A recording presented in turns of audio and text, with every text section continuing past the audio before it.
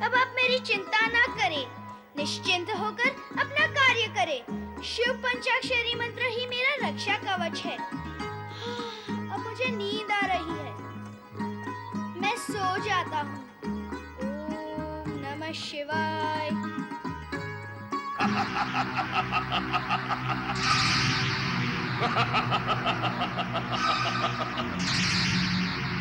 कहाँ है शिवपुत्र, जिसने हमारे सेनापति को मृत्यु के घाट उतारा है? कहाँ है शिवपुत्र? कहाँ है वो शिवपुत्र? वो शिव के रक्षा कवच में सोया हुआ है। यही है वो शिवपुत्र, यही है।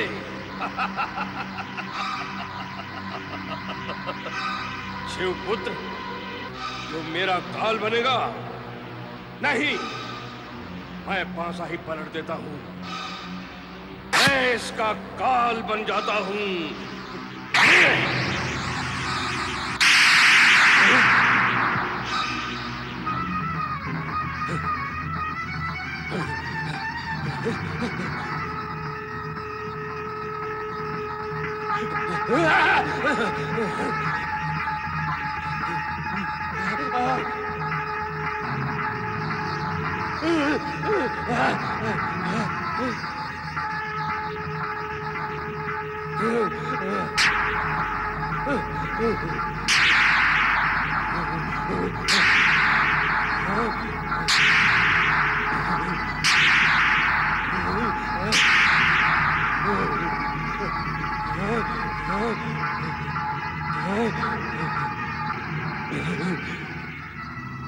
हर हर महादेव, हर महादेव।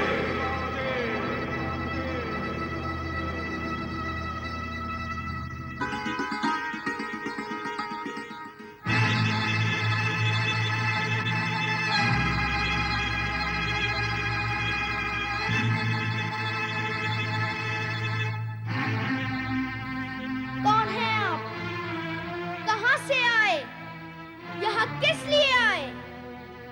हम स्वर्गाधिपति इंद्र हैं, स्वर्गलोक से आए हैं। शिव पुत्र को देखना चाहते हैं। शिव पुत्र का जन्म क्या देवताओं के देखने के लिए हुआ है?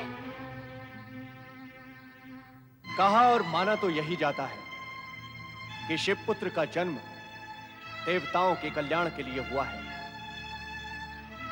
परंतु यदि तुम शिव पुत्र हो तो कैलाश पर न होकर इस नक्षत्र लोक में क्यों हो? देवर्षि नारद की बात पर विश्वास नहीं होता। देवर्षि नारद के वचनों पर अविश्वास करने वाला स्वयं भी विश्वास योग्य नहीं हो सकता। बालक, बालक अपनी सीमा का उल्लंघन ना करो। वह कार्य तो आप कर चुके हैं, तभी तो नक्षत्र लोक में आ सके हैं। दूसरों को शिक्षा देने वाला स्वयं अशिक्षित क्यों है? तुम्हारी वाणी में ज्वाला है। यही तो प्रमाण है मेरे शिव पुत्र होने का। हम ये प्रमाण नहीं मानते। तो लौट जाओ अपने स्वर्ग में। किसने बुलाया था आपको प्रमाण प्रस्तुत करने के लिए? चला जाऊंगा, चला जाऊंगा। पहले तुम्हें सुदंडता का दंड तो दे दूं। ओम नमः शिवाय।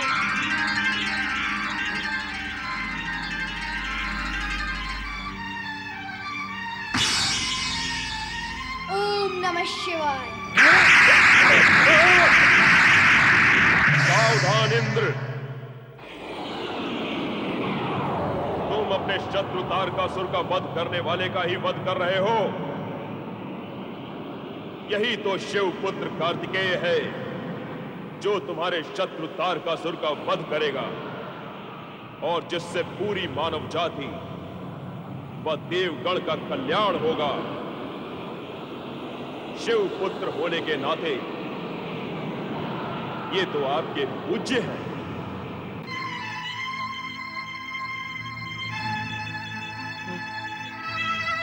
क्षमा करें कुमार कार्तिकेय, मुझे क्षमा करें।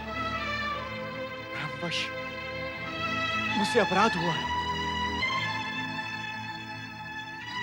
कार्तिकेय से क्षमा याचना करने के पश्चात इंद्र के संदेह का समाधान हो गया।